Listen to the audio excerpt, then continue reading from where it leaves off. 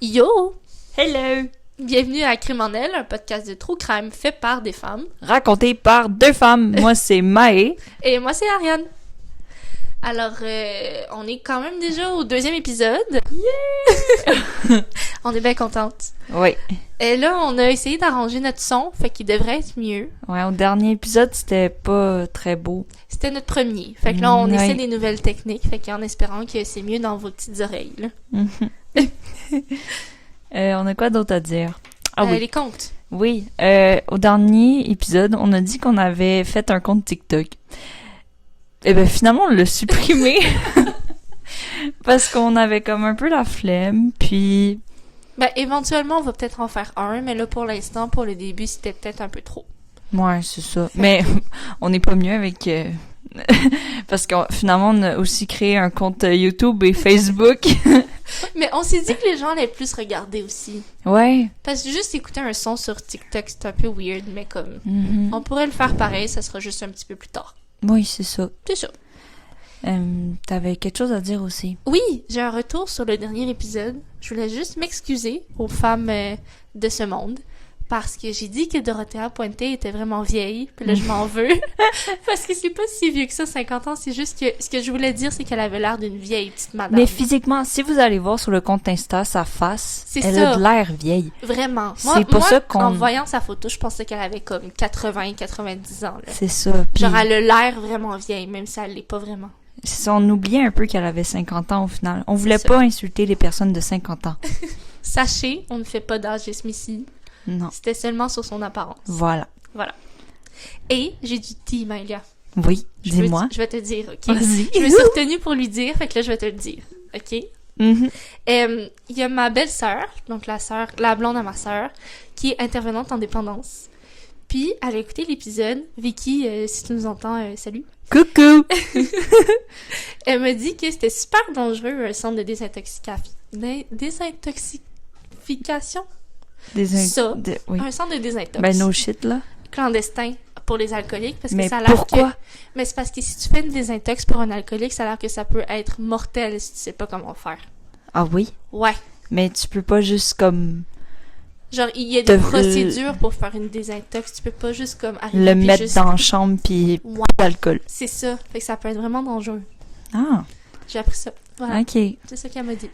Elle avait pas dit plus d'informations? Non, elle Des m'avait détails? juste dit ça. Ok. Non, Ouais. mais c'est intéressant pareil. Moi, oui. Merci, Vicky. Fait que je t'avais dit, c'était dangereux. Oui. Voilà. Ben, ok. C'est à toi. Fait qu'on est déjà rendu là?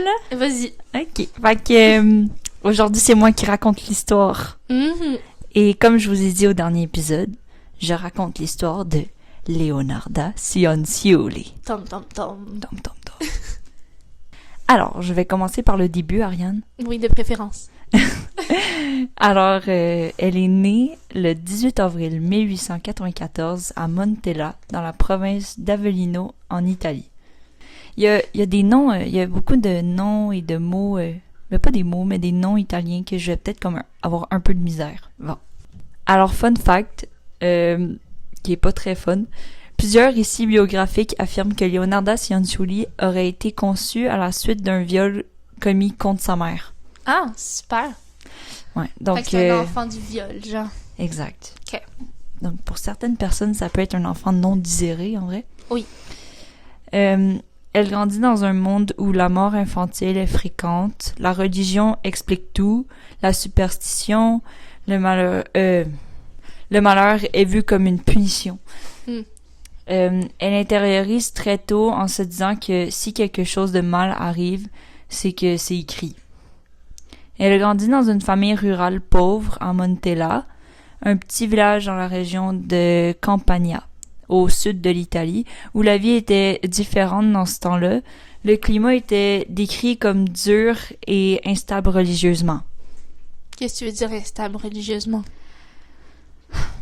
Genre, instable religieusement. Si, mettons, c'était dangereux à cause de la religion, genre? Peut-être pas à ce point-là, mais je pense que c'était comme très intense, la religion. Mhm. Puis comme tout était excuse sur la religion. Je comprends. Tout était lié, genre, Ouais, à est-ce que tu vas finir au paradis ou pas? ouais, c'est ça, c'est ça. OK. Fait que c'était comme... tout ce que tu vis de négatif, c'est les conséquences parce que t'as été une mauvaise personne, genre. Ouais. Ok. En rapport avec la religion, évidemment. Bien sûr. Alors, son père, Mariano Cianciulli, il est pas très important, là. Il était agriculteur. C'était un simple paysan. OK. Mais sa mère est un peu plus importante. J'espère elle a été violée. Ouais. OK. What? Alors, sa mère, Emilia Di Nolfi, c'est une femme au foyer très pieuse et superstitieuse. Leonarda dit plus tard que sa mère l'aimait pas, la traitait... C'est bien triste. Ouais, non mais, yo. La traitait durement, elle lui répétait que sa naissance avait été une erreur. Mais en même temps... Ben, c'est ça, là. Ouais. Tu sais, la madame, tu sais, ça l'excuse pas, là. T'as pas à dire Non. ça à ton enfant. Non, c'est là. sûr. Mais tu sais, je comprends peut-être un peu sa douleur. C'est ça. Bref. Ça excuse pas quand même. Ouais. Sa naissance aurait été entourée de honte et de colère. À cause de tout ça, Leonarda développe très tôt la croyance qu'elle est maudite. Comme si c'était sa faute à elle, pauvre petite chouette, là. Ouais, elle fait pitié un peu. Oui. Au début. Ah, OK. Donc là, on entre un peu dans son adolescence. Oui. Elle se sent piégée. Elle croit que sa vie n'a aucune issue. Elle pense que la souffrance est inévitable. Donc, elle fait une tentative de suicide. Ah! Ouais. Cool, Elle a fait entre 15 et 18 ans. On n'a pas les âges précis OK. de son enfance, adolescence. Fait que c'est pendant la fin de l'adolescence, là. Ouais. Ok. Ouais. Fait qu'on sait pas les détails de comment elle a survécu, Puis comment elle a essayé de se suicider ouais, non comment plus. elle a fait et tout. OK. Mais elle a aucune séquelle physique majeure. Mais il y a une hypothèse, ça serait peut-être genre un empoisonnement. Mais on sait pas vraiment, là. OK. Mais ça serait une hypothèse. Puis la cause, ça serait sa relation conflictuelle avec sa mère et sa vision fataliste de la vie. Ouais, ben elle avait sûrement honte d'être elle. Non, c'est ça. C'est Ouais, c'est son Avec- maudit et tout, là. ça, ben avec tout ce que sa mère lui disait puis tout. Là. Ouais, Elle avait juste honte d'exister, j'imagine. ouais. Fait que à ce stade, Leonarda ne parle pas encore de malédiction claire, mais plutôt d'un sentiment constant que sa vie est condamnée à la souffrance. Bou, bou, bou. Ouais. Entre 18 et 22 ans, Leonarda fait une deuxième tentative de suicide. Pour les mêmes raisons. Puis, encore là, on n'a aucune information. Mais là, elle vivait encore chez sa mère. Ouais, c'est Ok. chez ses parents. Mm. Bon, j'ai fini ma petite description de Leonarda. D'accord. Veux-tu une petite photo, Ariane? Oui, absolument. Donc, comme vous vous rappelez, on les met sur Instagram. Fait que si vous voulez les voir, ben, allez voir. Oui. Alors, je te tourne ma tablette. Montre-moi. Oh là là, le gros nez, toi, chose. Oui, elle a une grosse patate en pleine face, là. Quand même. Donc, voici Elle a Leonarda l'air Cianciulli. morte dans, genre, ses yeux. Elle a pas de vie dans ses Non. yeux. On dirait qu'elle a pas d'âme, genre, elle est très innocente. Ouais. Mais comme l'insulte être innocente, Ouais. on dirait que c'est ça, genre, qu'elle a. Innocente, genre, tu sais, un chat qui regarde dans le vide, là. Ouais. Ce genre d'innocence-là, là. Genre, il se passe rien dans son Ouais, mais cerveau. là, elle est pas cute, là, par contre. Non. Voilà. Donc, voici Leonarda Cianciulli. Alors, en 1917, à 23 ans, Leonarda se marie à un fonctionnaire, Raphaël Panzardi. Ça se peut, je le mette. Ah oui! Ça serait tellement drôle. Vas-y, ça me dérange. Là, t'es toute gênée. J'adore. Donc, je recommence. En 1917, à 23 ans, Leonarda se marie à un fonctionnaire, Raphaël Panzardi. Pour elle, c'est incroyable parce que, genre, elle est pas habituée d'être aimée pantoute, là. Bah oui. T'sais. Elle s'entendait à finir vieille fille, là. Exactement. Je vois. Donc, pour la première fois de sa vie, elle désobéit parce que Raphaël avait pas été choisi par sa mère. T'sais. Ah, fait qu'il a demandé la permission, puis elle a dit non. Il a pas demandé la permission. Ah, ok. Ah, c'est juste marié Ah, d'accord. sans la permission de sa mère, juste Cool. voilà. Fait que évidemment sa mère elle l'aimait pas. Pour elle, là, Raphaël était considéré comme socialement inférieur. Il était pas riche. Il apportait pas d'avantage à la famille. En gros, il servait à rien. Non, mais anyway, sa mère, elle aimait pas sa fille. Fait que. Ouais, mais... Elle aurait dû s'entorcher, là. Ouais, mais tu sais, elle l'aimait pas, mais elle aurait peut-être aimé quand même s'en servir pour sa famille. Je comprends. Parce qu'il va être relié à jamais à la famille, genre. C'est ça. Je vois. Leonarda a dit plus tard que sa mère l'aurait maudite le jour de son mariage. Et tu vas comprendre pourquoi je dis ça. Et genre rituel? Ouais, je pense, I guess. Ok. Fait que après le mariage, elle a juste coupé les ponts avec sa mère. Ah, juste c'était terminé. Ouais, ben Ok. tu sais, je pense que c'était la goutte de trop, là. Ouais, ben je comprends, là. Surtout Ouais. si elle pense qu'elle l'a maudit, C'est ça. momentané. Ben justement, Oui. Leonarda et Raphaël sont restés ensemble jusqu'au moment où elle a été arrêtée en 1941. Mais pendant leur mariage, elle a eu 17 grossesses. 17. 17 Ils ont grossesses. été mariés combien de temps? Ben fais le calcul, là. 1917 à 1941. Ok, mettons genre 25 ans, là. Ouais, à peu près. Genre. J'ai pas fait les maths complètes. C'est très vague. C'est Oui, oui, arrondi. C'est ça, à peu près 25 ans. 17 grossesses. 17 grossesses, là. T'as eu genre... Elle a pas eu beaucoup d'années de répit, là. C'était Non. une grossesse après l'autre. Non, mais... Fait qu'elle a eu 17 enfants. Malédiction, je t'ai dit. Elle a été maudite, elle Ok. pense. Ben, dans le fond, je pense que c'est pour ça qu'elle pense qu'elle a été maudite par sa mère, parce que, en gros, il y a 3 qui se sont terminés en fausse couche, Ok. 10 qui sont morts jeunes dans leur enfance. Fait qu'elle les a accouchés, puis après ça, Elle sont les morts. a élevés un minimum, puis Oh, ils mon sont Dieu. juste morts. Fait qu'à quel point, à chaque fois que t'accouches, t'es comme, je le verrai peut-être pas grandir. Ouais. Ça Mais doit être l'enfer. 10, yo, ça a dû Aucun être sens. dur. Ben, 13 bébés morts, en fait. Ouais. Fait qu'il en reste 4. Eux, ils ont survécu. Ok. Puis, je pense que c'est tous des garçons. J'ai pas trop d'informations sur eux, à part un. Ok. Mais je vais t'en parler un peu plus tard. Mais ça, je m'excuse, je vais revenir encore là-dessus. Non. Ça a aucun sens. Oui, c'est intense, là. 17 grossesses. Mais c'est pas juste 17 grossesses, c'est Mais- 13 bébés morts, là. 10 qu'elle a connu, genre, qu'elle a pu aimer, genre. En tout cas, je suis pas... Ouais, on n'a pas d'enfants, hein. non, Fait on que n'a pas nous, on d'enfants. pense en tant que femmes n'ayant pas d'enfants, là. Mais il y en a Mais peut-être ça des a gens pas de ici sens, qui là. nous écoutent, qui ont des enfants, puis... Aucun sens. Ouais. Continue. Bref, je continue. Donc, évidemment, ça l'a traumatisée. Donc, Oui. elle est devenue genre full maman poule. Je sais pas s'il y aura des Français à un moment donné qui vont écouter ça, mais maman poule, je sais pas si c'est vraiment une Je expression. pense déjà au genre Non, au non. français. Non, mais c'est parce que c'est une expression très québécoise, là. Ouais. Ben, c'est quand tu... J'allais dire quand tu couvres beaucoup ton enfant, mais c'est la même affaire Tu- que maman poule. Quand tu veux protéger ton enfant Tu protèges à tellement tout ton- prix.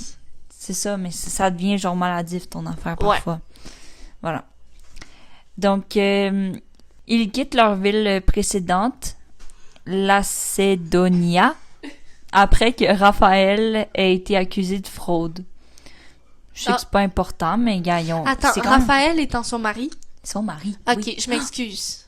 Oui. Oui, tu l'as dit, mais je me rappelais plus de son nom. Voilà. Parfait. Donc, c'est ça, ils ont quitté Lacedonia après que Raphaël ait été accusé de fraude.